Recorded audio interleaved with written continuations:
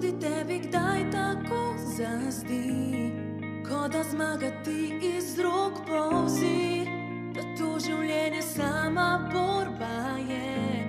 Se trudiš, a tvoj cilj ti beži. Povem naj ti tole, ta dirka, ta borba, se trudiš res preveč in za popolnost se ženeš, čarobno zamujaš, poseljubljen si v njem, zato zaživi, ker ljubljen si. Sprejmi, da te Bog je osvobodil, dovolj si dober, ker ljubi te. Ostani to, za kar on ustvaril te je, in živi tako, kot ljubljen si. Živi tako, kot ljubljen si. Živi vedoč, da vreden si, da poznaš Boga, ki te drži. On z milostjo te poklical je, pogumno le zaživi v njej. Povem naj ti tole, da Bog vam veruje, ja, spremenil je vse. Ni več krivde, sramu, Bog odstranil je vse. Napisem dal je v srce, zato zaživi, ker ljubljen si. Sprejmi, da te Bog je osvobodil, dovolj si dober, ker ljubi te. Ostani to, za kar on ustvaril te je, in živi tako,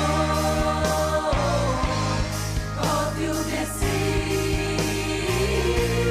Živi tako, kot ljubljen si. Živi tako, kot ljubljen si. Stoj zdaj tako, kot da veš, da v njem si.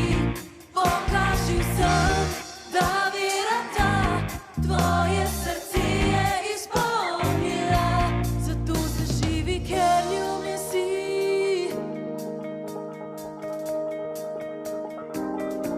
Dovolj si dober, ker ljubi te.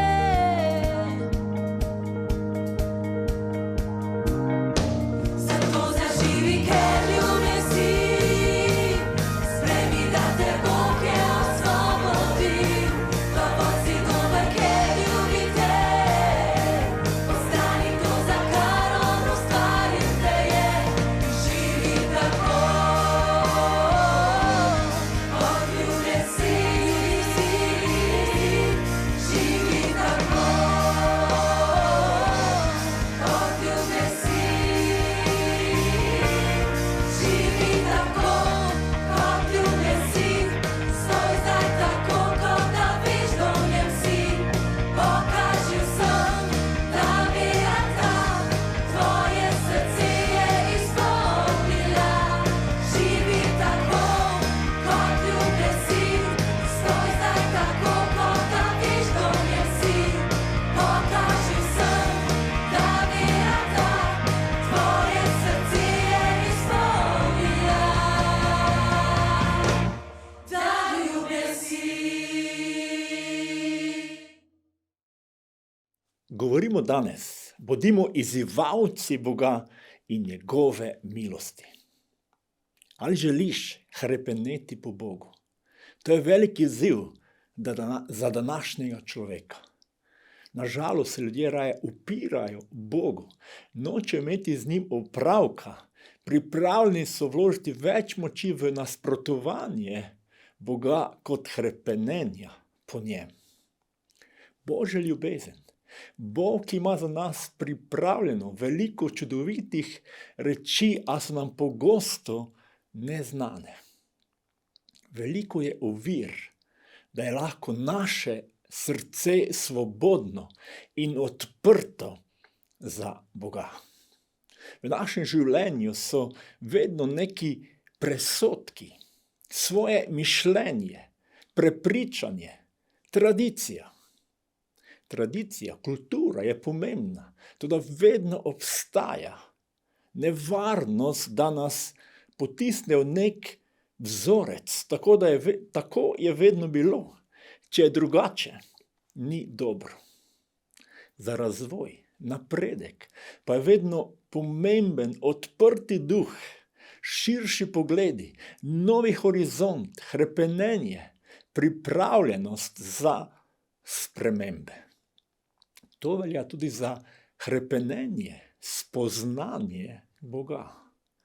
Nažalost tudi tisti, ki verujemo in smo doživeli Boga, hočemo Boga in njegovo delovanje postaviti v neke svoje okvirje. Hitro se omejimo na nek čas, način Božjega delovanja in če kaj izven teh okvirjev, postanemo nasprotniki in nažalost tudi zaviralci delovanja Boga. Brez nenehne prenove naših prepričanj ni napredka, razodetja spoznanja Boga.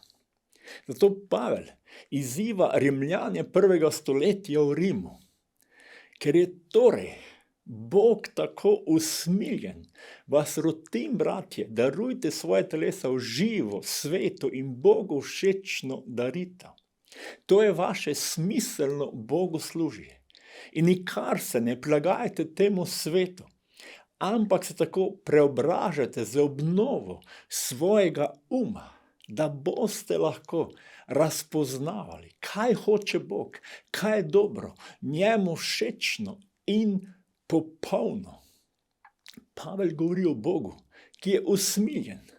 Naj se mu podvržemo in spoznavamo njegove misli, da bomo lahko razpoznavali, kaj je dobro in popolno. Tudi apostol Janez govori, kajti iz njegove polnosti smo vsi prejeli milost za milostjo. Janez poudarja, da iz njegove polnosti, obilja, popolnosti smo prejeli in lahko spoznavamo, prejemamo milost. A ni žalostno, ko nimamo časa in nasprotujemo nečemu, kar je dobro in nas vodi k popolnosti. Mogoče molimo, prosimo Boga za pomoč, potem pa napravimo po svoje. Soočim se z našim mišljenjem o Bogu.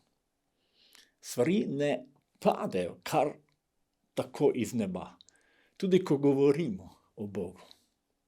Zgodovina, kultura, cerkvena tradicija močno vpliva na nas, naše mišljenje, prepričanje. Velikokrat je to tudi slika, ki si jo pridobimo o vsem, tudi o Bogu.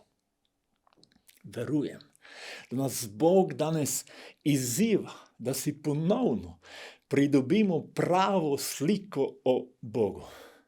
Moj pogled, tvoj pogled, naš pogled mora biti oblikovan po besedi, ki prihaja od Boga in ne tradicije, časa, kulture ali trenutnih trendov. Bodimo izzivalci Boga, da ponovno spoznavamo njegovo milost in rastemo v njegovem spoznanju, dobroti, ljubezni, polnosti, ki nam jo hoče razodevati. Svetopismo nam zelo jasno razodeva, da Bog želi razodevati svojo milost, resnico v naša življenja. Angel je rekel, ne boj se, Marija, kajti našla si milost pri Bogu. Apostoli so z veliko močjo pričevali o vstajenju Gospoda Jezusa in velika milost je bila nad vsem. Ko je prišel tja, je videl Božjo milost, se je razveselil in spodbujal vse, naj z vsem srcem ostanejo zvesti Gospodu, kakor so se tudi namenili. Marija je doživela milost od Boga. Ko so apostoli oznanili Božjo besedo, je velika milost bila nad vsemi. Vsi, ki so se srečali z Božjo milostjo, so doživeli spremembe v svojem življenju. spoznavali dobroto in polnino, ki prihaja od Boga. Hvala Bogu za vsak napredek v svetu, pa če to v znanosti, gospodarstvu, medicini. Bog se veseli za vsak napredek v dobrobit človeštva. Toda nevarno je, če zavržemo Boga in njegovo milost. Potem so posledice takšne, kot jih na žalost danes v razvitem svetu vidimo. Ljudje ne trpijo zaradi revščine, ampak zaradi sebičnosti. Če imajo dovolj zase in svoje otroke, še vedno nimajo toliko srčnosti in Božje ljubezni v sebi, da bi mogoče pomagali drugim. Veliko ljudi celo življenje želi preživeti samo v uživanju. Mnogim je uživanje edini cilj. Njihovo življenje je polno sebičnosti, zato trpijo v svoji notranjosti. Obrnimo se nazaj k Bogu. S pogumnimi koraki bodimo izzivalci Boga, hrepenimo po njem in storimo vse, da spoznavamo vso obilje njegove milosti, ki jo želi razodevati človeštvo. Bodimo pogumni, kot nam svetuje Božja beseda. Podvržite se torej Bogu, hudiču pa se uprite in bo od vas pobegnil. Vsak dan moramo stopiti višje. Umirati moramo negativnim, sebičnim lastnostim v sebi in z Bogom stopati naprej. Odkloniti moramo vse, kar ni čisto in sveto. Bog hoče, da je naše srce čisto. Mi lahko govorimo celo življenje o človeški svobodi, pravicah, enakopravnosti. To, če smo zmedeni v svoji notranjosti, ne moremo spoznati in doživeti prave svobode. Zato nas izzivam. Bodimo izzivalci Boga, ki nam želi odkriti vso veličino njegove milosti do nas. Amen.